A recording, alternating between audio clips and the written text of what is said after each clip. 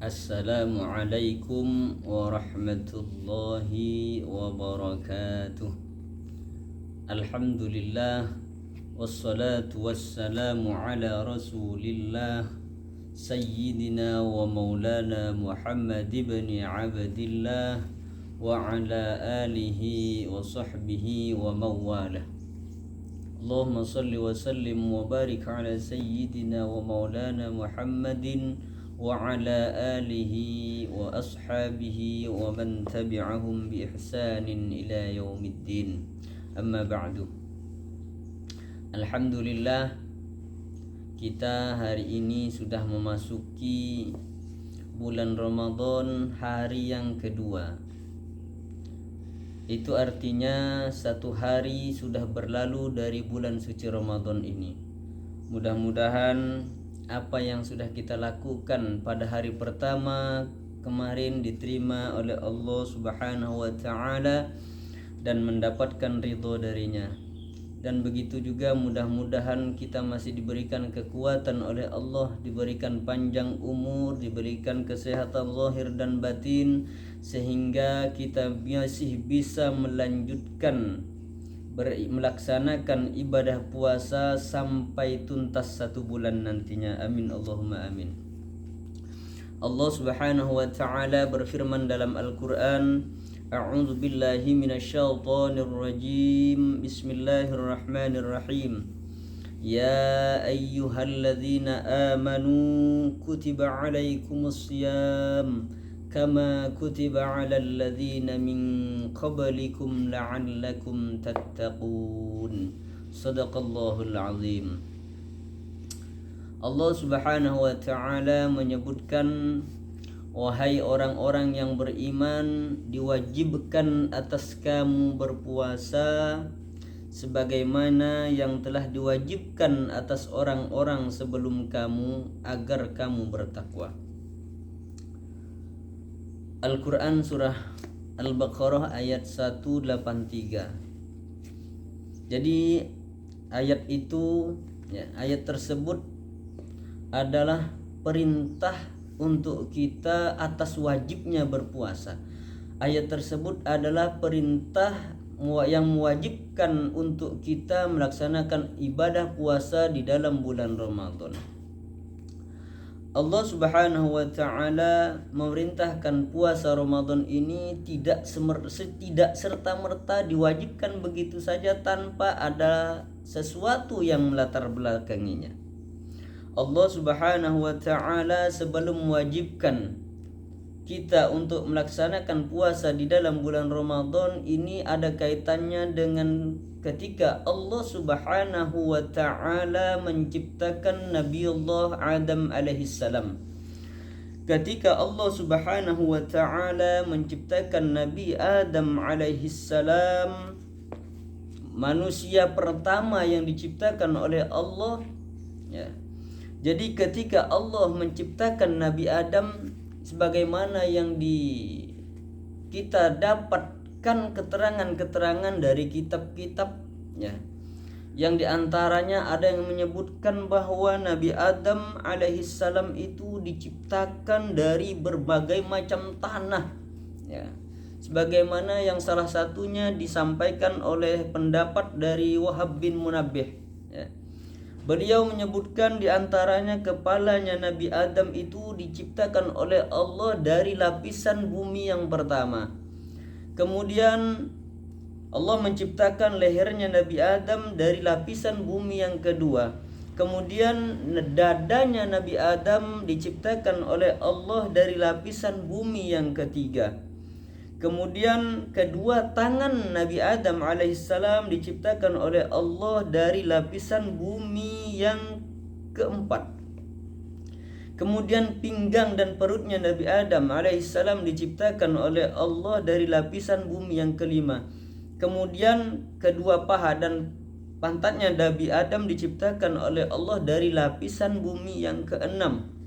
Kemudian Allah menciptakan betisnya Nabi Adam alaihissalam dan kakinya diciptakan oleh Allah dari lapisan bumi yang ketujuh. Itu adalah salah satu pendapat dari Syekh Wahab bin Munabbih. Ya masih banyak pendapat-pendapat yang lain ya, yang menyebutkan penciptaan Nabi Adam alaihissalam ya, yang berbagai macam versi ya, tentunya berbeda-beda pendapatnya, yang pada intinya semuanya sama, intinya adalah Allah sudah menciptakan Nabi Adam alaihissalam yang begitu sempurna. Allah subhanahu menciptakan Nabi Adam yang begitu sempurna jasadnya, yang kemudian disempurnakan juga dengan diberikan yang namanya akal dan syahwat.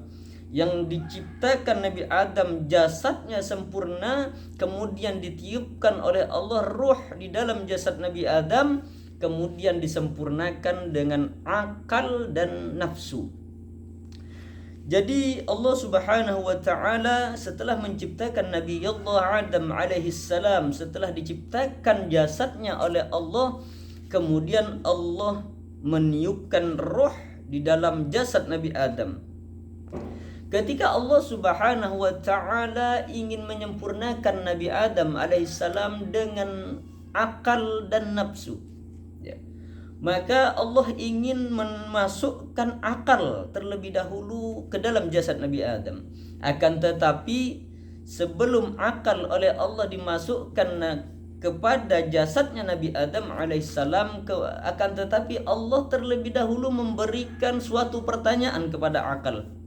Dan begitu pun juga Allah memberikan pertanyaan kepada nafsu. Pertanyaan yang diberikan oleh Allah kepada akal dan kepada nafsu ini sama. Yang pertama ditanya kepada akal oleh Allah subhanahu wa ta'ala sebelum dimasukkan ke jasadnya Nabi Adam. Maka Allah bertanya kepada akal, "Man ana wa man anta," kata Allah. "Man ana wa man anta," kata Allah. Allah bertanya kepada akal. Kemudian akal menjawab. Akal yang ingin dimasukkan ke dalam jasadnya Nabi Adam ketika itu menjawab. Ketika Allah menanyakan man ana wa man anta, maka akal menjawab anta rabbi wa ana abduka. Jadi akal menjawab anta rabbi wa ana abduka, kata akal. Jadi ketika akal ditanya oleh Allah man anta wa man anas, siapa engkau dan siapa aku, kata Allah, maka akal menjawab anta rabbi, engkau adalah Tuhanku, kata akal, wa ana abduka, dan aku ini adalah hambamu. Jadi ketika akal sudah diberikan pertanyaan oleh Allah seperti itu ya, akal dengan rasa rendah diri ya, menyadari bahwa Allah itu sebagai Tuhannya dan akal itu sendiri adalah hambanya Allah. Sehingga ketika Allah memberikan pertanyaan man ana wa man anta, siapa aku, kata Allah, wa man anta, dan siapa kamu, kata Allah, maka akal menjawab anta rabbi, engkau adalah Tuhanku, wa ana abduka, kata akal, dan aku adalah hambamu. Maka seketika itu akal oleh Allah dimasukkan kepada jasadnya Nabi Adam alaihissalam. Kemudian Allah ingin memasukkan yang namanya nafsu. Allah subhanahu wa ta'ala ingin memasukkan nafsu ke dalam jasadnya Nabi Allah Adam alaihissalam. Maka sama halnya dengan akal, sebelum dimasukkan ke dalam jasadnya Nabi Adam alaihissalam, maka nafsu pun juga diberikan pertanyaan yang sama oleh Allah. Sama halnya dengan akal. Maka ditanyakan oleh Allah kepada nafsu sebelum dimasukkan ke jasadnya Nabi Adam. Allah bertanya man ana wa man anta, siapa aku, kata Allah, dan siapa kamu. Maka nafsu dengan membangkang, maka nafsu dengan angkuhnya menjawab pertanyaan Allah itu dengan mengatakan anta wa ana, kata nafsu. Anta, kamu ya kamu, kata nafsu. Wa ana, dan saya ya saya. Jadi ketika Allah bertanya pertama kali kepada nafsu, siapa aku dan siapa kamu, kata Allah, maka nafsu itu menjawab, ya, kamu ya kamu, ya aku, kata nafsu. Maka dengan jawaban yang membangkang seperti ini, maka nafsu tersebut dimasukkan oleh Allah subhanahu wa ta'ala ke dalam api neraka. maka nafsu dimasukkan ke dalam api neraka oleh Allah selama 100 tahun. Maka dengan jawaban yang membangkang seperti itu, maka nafsu oleh Allah dihukum ke dalam api neraka selama 100 tahun. Kemudian setelah dihukum selama 100 tahun, maka nafsu diangkat kembali oleh Allah Subhanahu wa taala. Ingin dimasukkan kembali, ya. Nafsu ingin dimasukkan lagi ke jasadnya Nabi Adam. Akan tetapi sama. Sebelum nafsu dimasukkan ke dalam jasadnya Nabi Adam, meskipun nafsu sudah dihukum oleh Allah ke dalam api neraka selama 100 tahun, akan tetapi masih dipertanyakan lagi oleh Allah. Allah masih bertanya kembali kepada nafsu dengan pertanyaan yang sama. Maka untuk kedua kalinya, ya, Allah mengatakan kepada nafsu sebelum dimasukkan ke dalam jasadnya Nabi Adam alaihissalam. Allah menanyakan, "Man ana wa man anta," kata Allah. Siapa aku dan siapa kamu? Ini pertanyaan yang kedua. Maka nafsu yang tadinya oleh Allah sudah dihukum di dalam neraka selama 100 tahun, tidak serta-merta mengakui bahwa nafsu itu adalah hambanya Allah dan Allah itu sebagai Tuhannya. Maka pertanyaan yang kedua sebelum dimasukkan kepada jasadnya Nabi Adam, nafsu menjawab, "Anta rabbun wa ana abdun," katanya. Jadi nafsu hanya mengatakan anta rabbun, engkau adalah Tuhan, wa ana abdun, kata nafsu, dan aku adalah hamba. Ini masih pertanyaan, jawaban dari pertanyaan yang membangkang. Di pertanyaan yang kedua kalinya yang dipertanyakan oleh Allah kepada nafsu, nafsu ternyata masih membangkang. Belum mau mengakui bahwa Allah itu sebagai Tuhannya. Nafsu juga belum mau mengakui bahwa nafsu itu sendiri adalah hambanya Allah. Sehingga nafsu cuman mengatakan anta rabbun wa ana abdun. Saya adalah hamba dan engkau ya Allah adalah Tuhan. Kedua kalinya nafsu masih tetap menjawab pertanyaan dari Allah dengan membangkang. Sehingga dengan yang kedua kalinya nafsu menjawab seperti itu, maka nafsu kembali dihukum lagi oleh Allah Subhanahu wa taala, dimasukkan lagi oleh Allah ke dalam neraka. Dihukum lagi nafsu di dalam neraka selama 100 tahun. Jadi nafsu mengalami hukuman yang kedua 100 tahun lagi. Setelah 100 tahun kemudian maka diangkat lagi nafsu. Nafsu diangkat lagi, ingin dimasukkan lagi ke jasadnya Nabi Adam alaihissalam oleh Allah, akan tetapi sama. Allah masih memberikan pertanyaan yang sama kepada nafsu. Ya, sampai Allah ingin nafsu benar-benar mengakui bahwa Allah itu adalah Tuhannya dan nafsu itu adalah hambanya Allah. Kemudian diangkat lagi nafsu dari api neraka yang setelah dihukum oleh Allah, diangkat lagi, ingin dimasukkan lagi ke jasadnya Nabi Adam alaihissalam. Akan tetapi dipertanyakan lagi oleh Allah. Allah bertanya untuk yang ketiga kalinya kepada nafsu. Pertanyaannya masih sama. Man ana wa man anta, kata Allah. Wahai nafsu, siapa aku, kata Allah. Wa man anta, dan siapa kamu? Untuk yang ketiga kalinya nafsu masih menjawab dengan angkuhnya. Akan tetapi yang ketiga, nafsu sudah mengakui bahwa Allah sebagai Tuhannya. Akan tetapi nafsu masih belum mau mengakui bahwa nafsu itu sendiri adalah hambanya Allah. Sehingga nafsu ketika ditanya oleh Allah untuk yang ketiga kalinya untuk dimasukkan ke dalam jasadnya Nabi Adam alaihissalam, nafsu mengatakan anta rabbi wa ana abdun. Engkau adalah Tuhanku wa ana abdun, dan aku adalah hamba. Nafsu lagi-lagi menjawab dengan angkuh. Nafsu hanya menjawab, nafsu hanya mengakui bahwa Allah sebagai Tuhannya. Akan tetapi nafsu masih belum mengakui bahwa dirinya itu adalah hambanya Allah. Sehingga nafsu mengatakan anta rabbi, engkau adalah Tuhanku.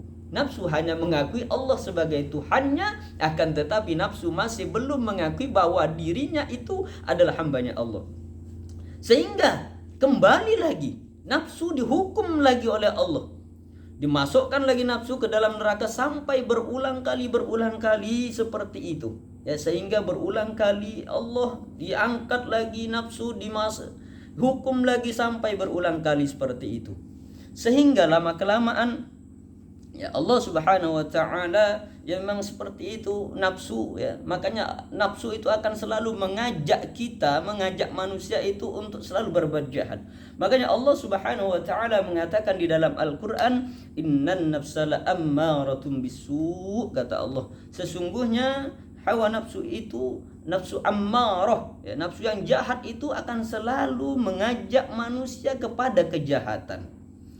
Jadi seperti itu berkali-kali oleh Allah dihukum nafsu, sampai nafsu itu benar-benar mau mengakui bahwa Allah itu adalah Tuhannya dan nafsu itu sendiri adalah hambanya Allah.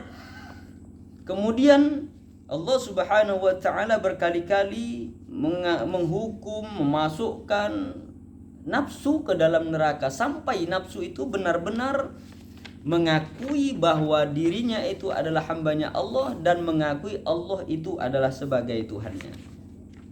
Ini adalah salah satu sejarah diwajibkannya kepada kita berpuasa. Ini adalah salah satu sejarah Allah mewajibkan puasa kepada manusia.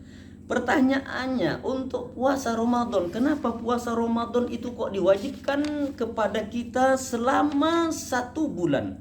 Ya. Kenapa kok puasa bulan Ramadan itu kok tidak hanya 1 minggu? Kenapa sih kok puasa Ramadan itu tidak hanya setengah bulan atau berapa hari saja? Kenapa puasa Ramadan itu kok harus 1 bulan full, harus 1 bulan penuh?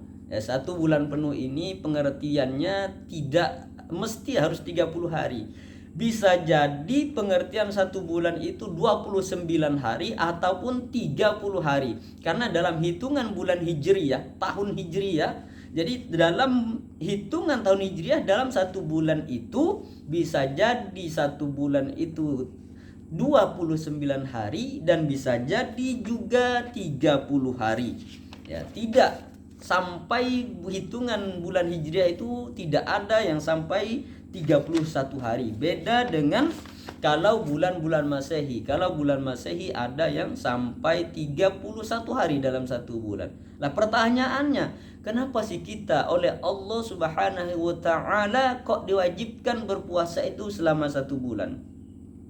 Jadi ketika Allah Subhanahu wa taala menciptakan Nabiullah Adam alaihissalam di dalam surga, ketika Allah sudah menciptakan jasad Nabi Adam dengan sempurna, kemudian dimasukkan, ditiupkan oleh Allah berupa ruh, kemudian dimasukkan juga tadi akal, kemudian dimasukkan juga yang namanya nafsu, yang sebelum dimasukkan nafsu berkali-kali oleh Allah dimasukkan ke dalam api neraka sebagai bentuk hukuman nafsu karena membangkang, karena nafsu tidak mengakui Allah sebagai Tuhannya, nafsu tidak mengakui bahwa dirinya itu adalah hambanya Allah. Jadi setelah sempurnalah Nabi Adam diciptakan secara jasad sudah sempurna, kemudian disempurnakan dengan roh, dengan akal dan nafsu. Kemudian Allah Subhanahu wa taala memberikan kepada Adam fasilitas di dalam surga. Jadi ketika Nabi Adam alaihissalam diciptakan oleh Allah, maka Nabi Adam alaihissalam tinggal di dalam surga. Nabiullah Adam alaihissalam tinggal di dalam surga dengan berbagai fasilitas yang ada di dalam surga. Nabiullah Adam diberikan semua fasilitas itu untuk diberikan kepada Nabi Adam untuk dipergunakan oleh Nabi Adam di dalam surga tersebut. Kemudian Nabi Adam setelah diciptakan, Nabi Allah Adam alaihissalam berpikir, diciptakan mata untuk melihat. Kemudian Nabi Allah Adam alaihissalam berpikir kedua telinga untuk mendengar. Kemudian Nabi Allah Adam alaihissalam diciptakan, diberikan mulut, lisan, lidah oleh Allah untuk berbicara. Dan begitu pun alat-alat yang lainnya, anggota-anggota tubuh yang lainnya. Akan tetapi Nabiullah Adam alaihissalam masih berpikir, untuk apa Allah Subhanahu wa taala menciptakan yang namanya kubul dan dubur? Nabiullah Adam alaihissalam berpikir, untuk apa nih Allah menciptakan kubul dan dubur ini? Kalau yang lain Nabiullah Adam alaihissalam tahu fungsi-fungsinya, akan tetapi Nabi Adam alaihissalam belum tahu nih fungsinya kubul dan dubur ini untuk apa. Yang ketika itu Nabi Adam alaihissalam sendiri tidak punya teman. Nabi Adam alaihissalam tinggal sendiri di dalam surga. Yang akhirnya Allah Subhanahu wa taala yang Maha Rahman, Maha Rahim, Allah Subhanahu wa taala yang Maha mengetahui, sehingga Allah mengetahui apa yang menjadi keinginan Nabi Allah Adam alaihissalam ketika itu. Maka suatu ketika Nabiullah Adam alaihissalam tertidur, maka diambillah dari salah satu tulang rusuk Nabi Adam alaihissalam dan diciptakanlah namanya Siti Hawa. Ya, sehingga Nabiullah Adam alaihissalam diberikan teman hidup oleh Allah di dalam surga berupa seorang wanita yang nantinya akan menjadi istrinya, yang ketika itu dinikahkan langsung oleh Allah Subhanahu wa taala. Jadi saat itu Nabiullah Adam alaihissalam ketika terbangun dari tidurnya sudah mendapatkan seorang wanita ketika itu, yang ketika itu langsung dinikahkan oleh Allah Subhanahu wa taala. Jadi setelah diciptakan Nabiullah Adam alaihissalam dan diberikan pasangannya oleh Allah berupa seorang wanita, Sayyidah Siti Hawa, diciptakan, diberikan menjadi istrinya Nabi Adam, yang semua fasilitas surga oleh Allah diberikan. Silakan dinikmati, kata Allah. Silakan nikmati semua fasilitas surga yang ada ketika itu. Semua diberikan kecuali, kata Allah, hanya satu. Kecuali hanya satu yang jangan sampai didekati, kata Allah. Semua fasilitas surga silakan engkau pergunakan, kata Allah, wahai Adam, wahai Siti Hawa, kecuali, kata Allah, jangan sampai engkau dekati yang namanya pohon khuldi. Makanya dalam Al-Quran dikatakan, wa qulna ya Adam uskunta anta wa qulna ya Adam uskun anta wa zawjukal jannata wa kula minha ragadan haitsu syi'tuma wa la taqraba hadhihi syajarata fatakuna minadh dhalimin. Ini ketika Allah Subhanahu wa taala mengatakan kepada Nabi Adam, silahkan engkau bertempat tinggal di surga dengan pasanganmu, dengan istrinya Siti Hawa ketika itu.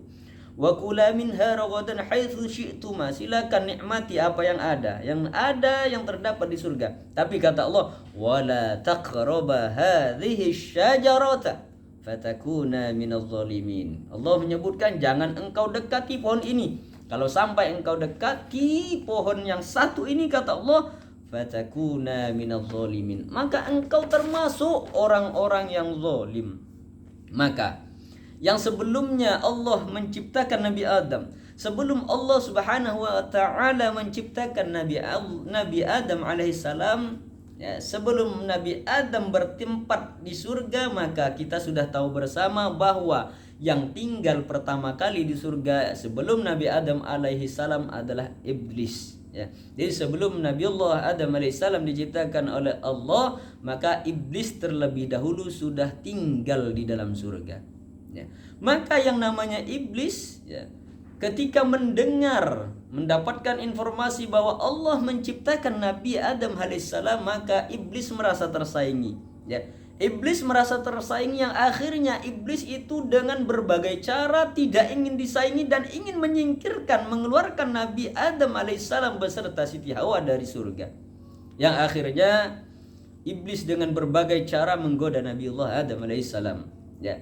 Agar apa? Agar melanggar larangan Allah. Agar melanggar apa? Melanggar larangan Allah yang Nabi Adam alaihissalam oleh Allah dilarang untuk mendekati pohon khuldi. Akhirnya dengan berbagai cara Nabiullah Adam alaihissalam dirayu oleh iblis, akan tetapi Nabi Allah Adam alaihissalam tidak mempan, tidak terpengaruh dengan tipu daya iblis. Akhirnya berkali-kali, berulang kali dirayu Nabi Adam, tidak mempan, mental iblis. Akhirnya suatu ketika iblis melalui Siti Hawa, dirayu Siti Hawa, dirayu. Akhirnya singkat cerita, akhirnya Siti Hawa memakan buah khuldi.